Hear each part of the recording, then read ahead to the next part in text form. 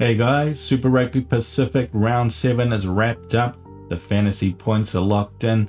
In these recap videos, I just sort of check my expectations from my best picks video last week. We see which player picks did well or which ones didn't, and just see if there's anything we've learned from the events this round that can help us going forward into future rounds. Anyway, let's jump right into it. And as far as the fixtures went, most results went how we expected, but there were a couple of surprises. Highlanders went pretty big against Moana. Could have gone bigger, but there was this bizarre event at this game where the power cut out at the stadium. They had to pause the broadcast on Sky stopped. I didn't see the rest of the game. Apparently it was broadcast on Moana's Instagram, but it doesn't look like much happened in that remainder 20 or 30 minutes. Like the points didn't really seem to change for the Highlanders players that much. So yeah, don't know if much was missed there. With Brumbies versus the Waratahs though, this one was a real surprise to me. I don't know if anyone else was expecting this, but yeah, kind of thought the Brumbies at home, I kind of thought they'd be able to run over the Waratahs, but no, this one was a battle from start to finish, man. Like the Waratahs, they came to play, they came out strong, and yeah, they were the better team, right? And went right down to the wire, and yeah, this had a real impact on fantasy, right? Like if you invested in the Brumbies, you probably did poorly, and a lot of the Waratahs actually did quite well. So yeah, look, there's always surprises, right? And they do have an impact on fantasy when they happen in these matchups. And with the Hurricanes versus the Reds as well in Wellington, I did expect the Hurricanes to win this one, but man, I did not expect them to put 50 plus on them, to be honest. Hurricanes have put on 50 plus points quite often this season, but they've had a pretty soft start to the season as well. They've had a lot of easy matchups they've played, a lot of the teams that are at the bottom of the table. The Reds was kind of their first real test, and yeah, they just blew them away. Unfortunately, I didn't get to watch a lot of this game. I saw maybe 15, 20 minutes, so I'm not exactly sure how it played out, but yeah, man, like Hurricanes, they continued to deliver. I was pretty invested in them this week, so that did kind of work out pretty well. And then with the Blues versus the Endure, did expect the Blues to win this one comfortably. I do think the Blues are kind of kryptonite for the Endure, but man, like I watched this game and it was pretty tight for that first half, right? Like a lot of the points didn't come on until that second half, and that does really impact fantasy as well, right? These matchups where the points don't really come until late. A lot of them end up going to guys on the bench rather than the starters, especially the ones who get subbed. So talked about this before, right? Like, yeah, you do really want to pick the guys that don't get subbed, even in these matchups where one team is going to end up winning and putting on the points, just because quite often we've seen it, those points don't come till late in the game. So yeah, you want to stick to those guys who aren't going to get subbed. And then lastly, we had Force versus the Chiefs over in Perth, and watched this one as well, and yeah, like this one turned out to be a battle. I did say in the best picks video, right, like the Force, even though they're a weaker team, I think they only have the one win against Moana this year. They're pretty nuggety, right? Like it's not that easy to just roll up and steamroll them, especially in Perth. So I mean, the real weakness of the Force is their attack, right? Like they're not that threatening, they're not that dangerous, but yeah, they're not really pushovers either, right? So yeah, Chiefs kind of found that out, and I wasn't invested that heavily in Chiefs for that reason either. I kind of was. I made D-Mac my captain, but yeah, things kind of went how we expected with a couple of surprises. And if I show you guys my whole team as well, you can see yeah, I did kind of get hurt by these surprises, even though I wasn't that heavily invested in them. I got 587 points this round. Not a terrible score, but not really a great one either, right? And yeah, like I was saying with the Brumbies, I only had two of them, right? I had Kale and I had Andy Muirhead in my outside backs. And yeah, he really flubbed this game, right? Like only 16 points. And yeah, that hurts me. That hurt me pretty badly. One of the biggest losing spots for me, along with McWright with only 8 and Torian Barnes on 17. And yeah, the Blues back row, they did actually get points this game. Signer and Malachi Rampling did pretty well. Torian Barnes, yeah, he didn't get a lot of points, and then he got subbed as well. I did know that he would get subbed, or that he probably would get subbed. Malachi Rampling was the one who was probably always going to stay on, and yeah, probably a mistake on my part not to go for Rampling, to be honest. With McWright, I mean, look, he's been solid, right? Both on attack and on defense, he can get points. I didn't see this game, so I didn't see what happened, but yeah, only 8 points despite playing 60 plus minutes. Because I didn't see the game, I'm assuming they didn't get that much ball or something, but yeah, man, this one hurts, especially when it's from a player that's kind of expensive, because you know you're just gonna lose a bunch of cash again as well. And that's 2 games in a row that McWright, he's had a pretty poor result, unfortunately. So yeah, maybe he's not the lock that we're used to him being, but have to keep an eye on his performance going forward. And if we just look at overall the top scorers for the round, bit of a spread here, but yeah, you can see there's a few Waratahs in here, right? 3 Waratahs: Sid Harvey, Joey Walton, Andrew Callaway, and no Brumbies, right? Apart from Lockie Shaw. Got a really big score here, got 2 tries. Sometimes that'll happen for a player, that'll happen for a lock. Not something you can really read too much into when you're making your choices. He's going to start to get expensive at around 5 million. So yeah, wouldn't get too excited about that option going forward necessarily.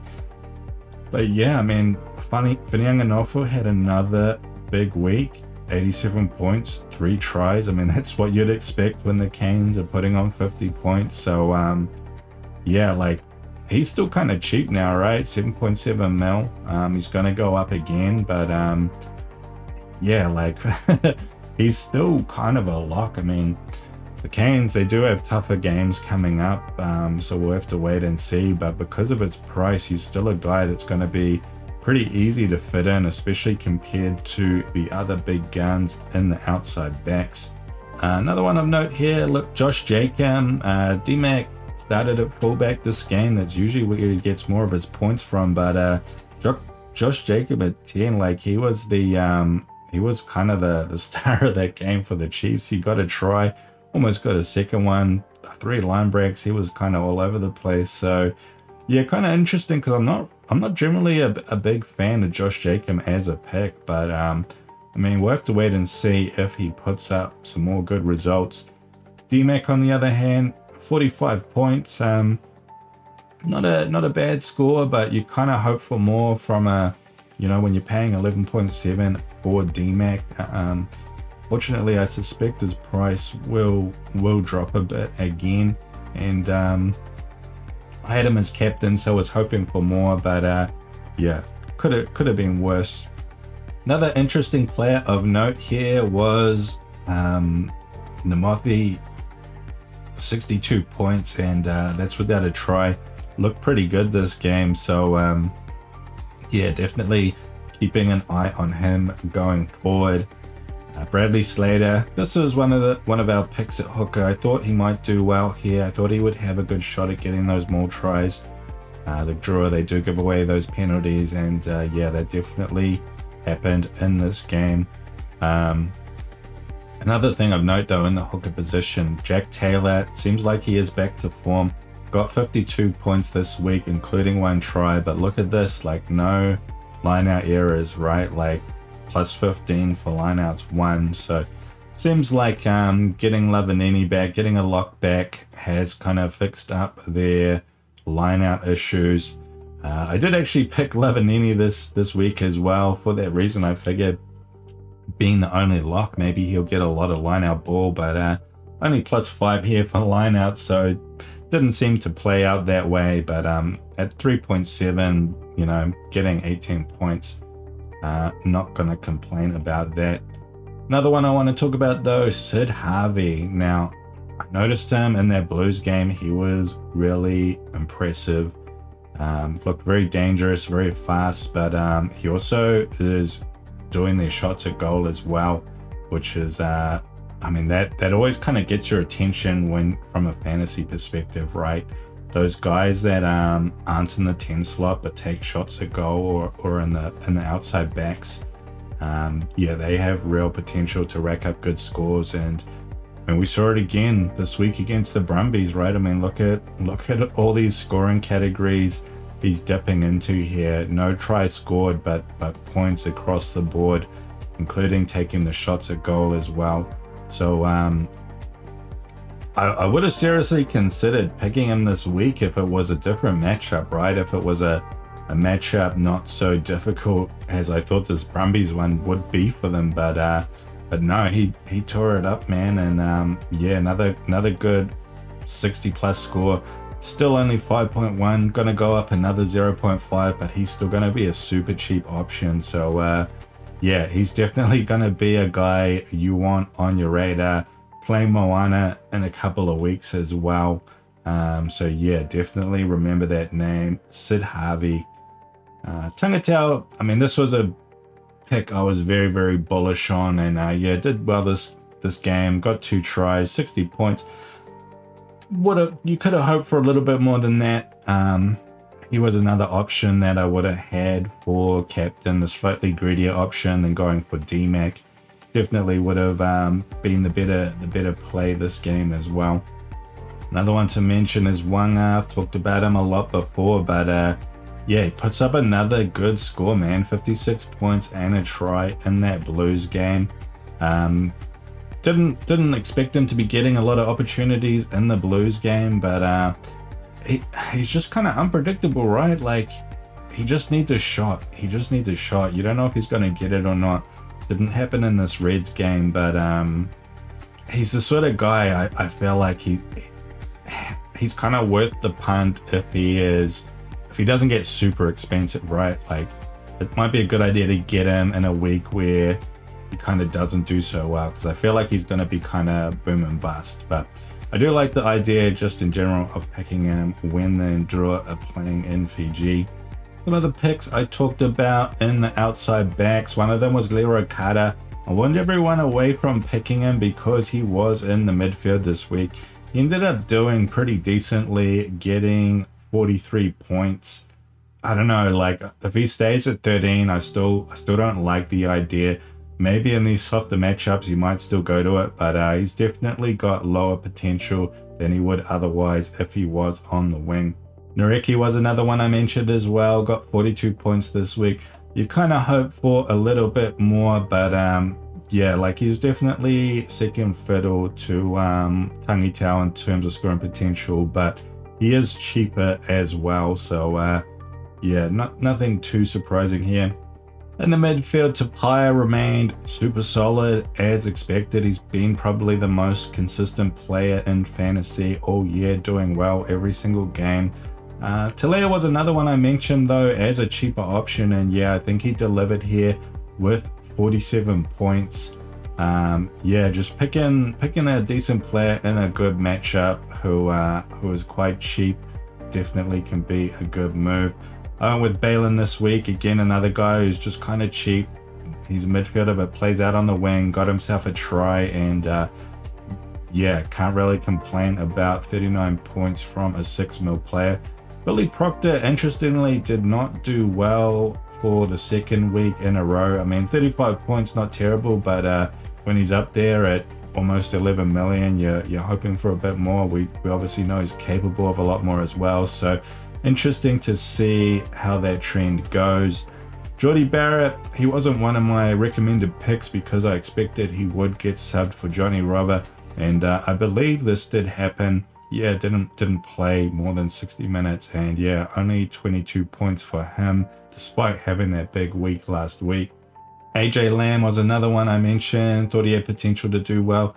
27 points, nothing spectacular here, unfortunately, did not get a try, even though he did look pretty decent in the game, but yeah, you never really know with these Blues backs, right, if it's gonna be their day. Just again, the way that game played, the Blues didn't really crack the enduro until the second half, and yeah, until then there just wasn't a lot of opportunities for these backs. Another pick that I thought might go well this game, but didn't work out, was Tofa Funaki. Yeah, he's looked good in recent weeks, but again, I think just another casualty of the Blues, not really able to open up their draw in that first half. Then of course he got subbed in the second. And lastly, we will look at the back row, where outside my picks of McWright, Kale, and Torian Barnes, did also mention Lasanga and Miracle Failangi as potential cheaper options. Lasanga did actually go pretty well this week, even though he was getting subbed, and I expected him to get subbed, and that's why I didn't pick him. But yeah, still got 39 points, one try before he went off, which is a pretty good result. Definitely a great pick, but man, I just wish he got to stay on the field for a full match more often. Yeah, Miracle, he was just nowhere to be seen in this game, man. Only 2 points, and yeah, is credited for playing more than 60, so I mean, this doesn't make sense, right? Like, just one missed tackle and like +1 points for carries. Not sure what happened here, but I don't really remember seeing him during the game, so yeah, I got no idea what happened there, to be honest. That's kind of a crazy statistic. Now, if we jump over to our league, Rugby Ramble, the link to it's in the description if you haven't joined this already. And let's have a look at your teams, guys. Round 7, rank 1, we have I Love You Tizza, 714 points. That's a huge haul. Honestly, I didn't expect this to be a high-scoring round, but here we are, man. A lot of people up well over 600. Okay, we got a triple captain DMAC here. Not a bad play in my opinion, but yeah, bit unfortunate, to be honest. I mean, would not have picked that matchup to be so tough for the Chiefs, but it did also start raining in the second half, which yeah, did sort of tighten things up and just make things even harder for your backs picks. So a little bit unfortunate on this one. You definitely want more than 45 from a player when you use a triple captain, but definitely could have been worse as well. But yeah, that one's a little bit tough, unfortunately. Rest of the team though, okay, we had a Leroy Carter pick. I really didn't like the Carter pick this week, but yeah, it did actually turn out pretty good. Tangatau Whaneanganofo, pretty solid. Went for Proctor, definitely expected him to do a lot better in this matchup, especially in another game where they got 50 plus points. Roygaard, 37. I mean, with Roygaard, you hope he gets a bit more, but look, can't complain about that in the halfback slot. Then we got Kale, Lakai, and Lasanga. Okay, I like the Lasanga picks. Lakai, again, having another pretty good week. So, yeah, I mean, I picked him at the start of the season, but he never really put good scores on the board. But the last couple of weeks has been good, so we'll see how he goes. Josh Lord and Neville in the locks. Can't complain about that. Lambert, Borta, and Jack Taylor. Yeah, pretty. I think most people probably did end up going Jack Taylor for hooker this week.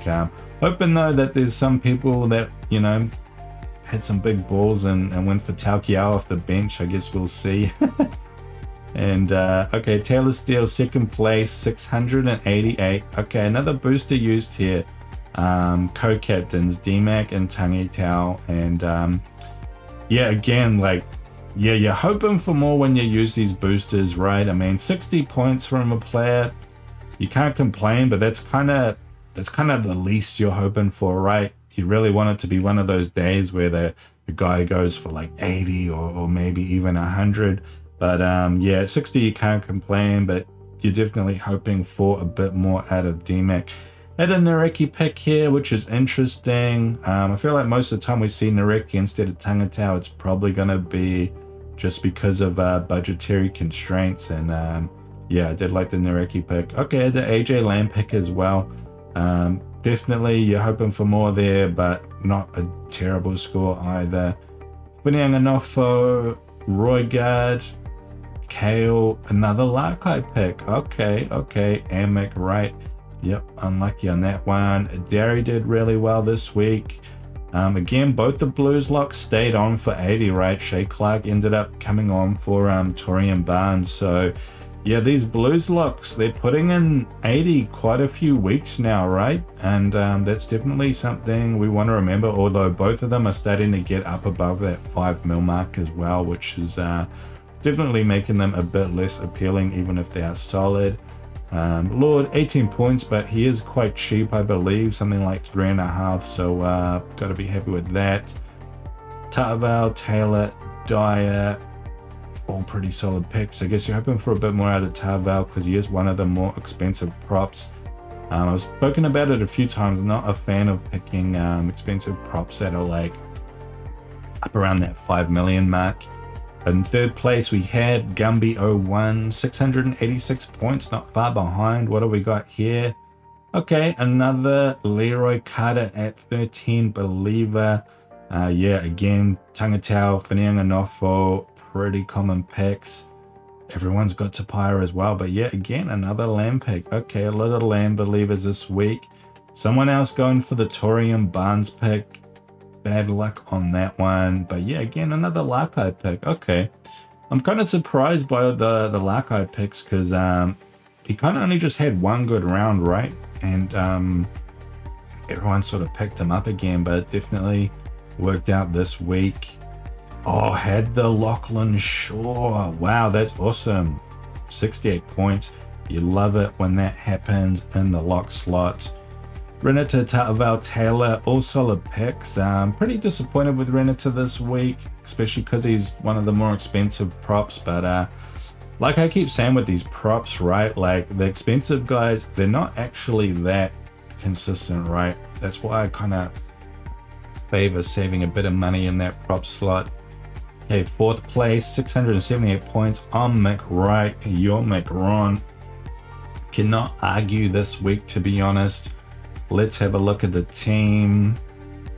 Oh, a Sid Harvey pick. I love that. I love that. And yeah, really paid off this week. Tangitau, Sid Harvey, Winianganofo. That is a great third outside back pick. Quintupai and Proctor. Bad luck on that one. But yeah, pretty solid picking in the backs overall. Kale McWright, Larkai. Man, yeah, so many people going with Larkai, but yeah, bad luck on McWright. Alan Craig, definitely one of the locks that I like. Oh, and Jeremy Williams. Jeremy Williams has been so good, man. Like, he started off this season not so great, but then he very quickly found his form again, and he's been like one of the best locks in the competition. But in fantasy, he is quite expensive as well. But I mean, he's worth it, right? Like, if he keeps putting up scores like this, he's actually undervalued. So yeah, definitely one you gotta keep thinking about. But the challenge is like knowing which matchups you pick him in, right? Like, that's the tricky thing. And then yeah, ran into Taylor, hit another super solid prop. So yeah, really like these picks. And yeah, a good score, well deserved. Who was captain? DMAC. Okay. And we'll look at one more. Leka Luka, 5th place, 673. Okay, went for Nareki with the third back. Pretty standard outside backs otherwise. Another Lasanga pick. I like it. Very solid back row here. Oh, and an Arkoi pack. Okay, how much is Arkoi, right? He's probably under 3 million. If he is, I mean, yeah, that kind of works out. Jared Prophet, I think he's quite expensive though. But yeah, I mean, at 22, he's probably not going to be losing cash. Aiden Ross does pretty well, 21. I think he's one of the cheaper ones. So yeah, that's kind of worked out. Yeah, every single person going Jack Taylor. No Takiaho off the bench ballers so far this week, but let's take a look at someone a bit further down as well. See if there's someone other than me that might have made a mistake. Let's have a look at AB to go. 539 points. What do we got here? Okay, we got an Almoa pick. All right. Only 21 points this week. Someone else with the Lavanini pick. Love it. It says 18. Didn't he have 19? Oh, well, whatever. Tizano, yeah, 16 points. Yeah, I haven't been a huge fan of Tizano this year. Like, he's been playing just fine, but the Force, they haven't been able to get so many of the maul tries this year. It just seems like that's just not going to be something that happens this year. Especially with how maul defenses are now. Like, the refs, they let you sort of just keep your bind and swing around to the back, so you're just being a menace at the back right next to the halfback and the hooker with the ball. And yeah, I don't think Tizano is going to go on to have a great year like he did last year, but I mean, his price is coming down, right? So yeah, he's going to reach an equilibrium where, you know, he could definitely be worth it. Oh, someone else went with the Muirhead pick. Bad luck, man.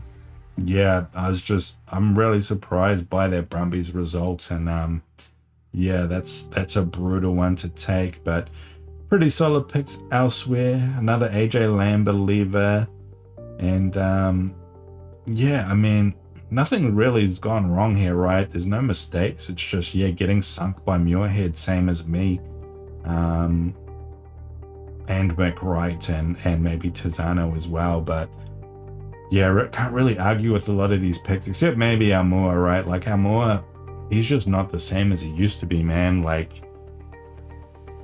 yeah, when he was at his peak, he would have been great in fantasy, but it just hasn't been happening this year. Anyway, let's have a look at one more. Mauls deep. What do we got? Okay, Billy Pollard pick. All right, interesting. Oh, Nadawa pick. I think he went off injured, right? That's really unfortunate. And I mean, Radomaitavuki Needkins, only 11 points. He didn't get injured, did he, right? I mean, that's kind of a crazy low score. Definitely would have expected more out of him. He's usually very consistent, and I didn't hate going for double Highlanders this week. Yeah, I kind of stayed away from it just because I do kind of prefer to spread my outside backs out a bit between matchups, because yeah, like I keep saying, you can be surprised by these matchups sometimes. Okay, a Pasatoa pick here. This is cool. Yeah, Pasatoa, he's super cheap. He's listed as a midfielder, even though he plays at 10. He gets the shots at goal. Someone actually mentioned him to me in the comments video for the best picks video last week, and I said that I'd looked at him, but I still kind of prefer Talea because they're basically the same price. And the thing with Pasatoa is that I mean, apart from 10 generally not being a great scoring position, he's not actually good at goal kicking, right? And I think we did see that in that game. I think he missed most of his kicks. So, but yeah, I mean, 30's not terrible, right? Especially when him and Talea, they only cost like 3 million or something ridiculously low. So, yeah, if you're buying these guys while you're at your budget limit, they were both gaining you money this week. But yeah, Talea definitely would have been the better option. We got a Barrett pick as well. I definitely don't hate the Barrett pick, to be honest. I would have expected him to go pretty well against the Enduro, but yeah, again, the way that matchup played out, it was super tight for that first half. So the scoring opportunities, they really just didn't come until late. And okay, Kale, Tizano, and Lasanga, like these picks, already talked about Tizano. Went for the Berry pick, got 29. That's a good score for a lock. And Berry, he's getting kind of expensive now, above 5 mil, so you kind of get what you pay for with him now. He's just super consistent, right? Like, He's not the sort of guy that's going to go on and score 50 points like Tupo Vai might sometimes, but yeah, he is super solid. And like I said, you get what you pay for, and probably a bit of an underrated player, to be honest. I mean, this guy's actually pretty good. If you look at his numbers, like both sides of the ball, he's kind of just busy with everything.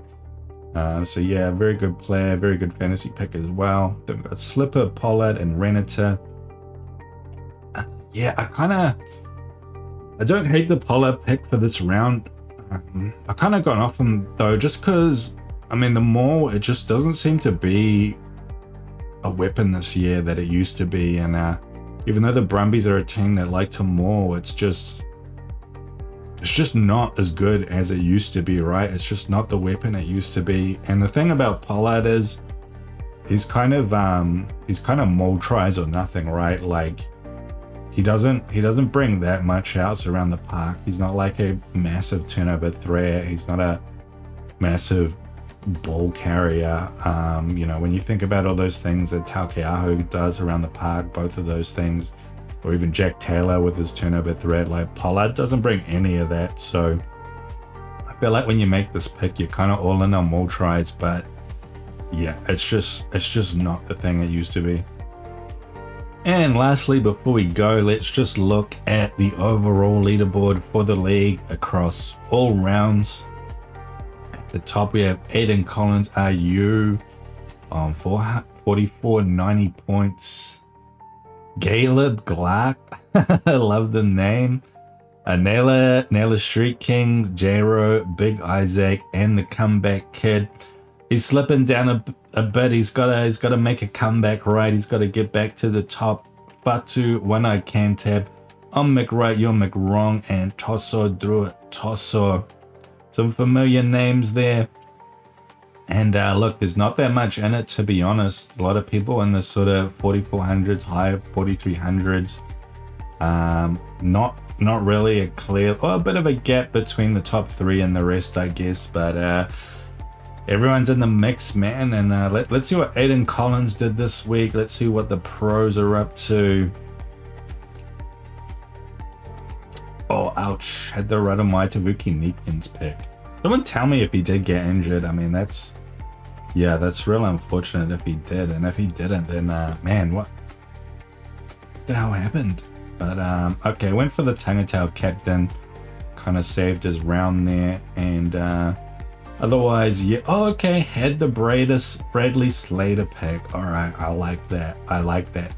Because yeah, I mean, I keep saying this about the Drua, but they do give away a lot of penalties, right? And we know the Blues love to maul, and that's why Bradley Slater was a recommended pick this week. And yeah, definitely played out that way. And lastly, Caleb Clark. Let's have a look.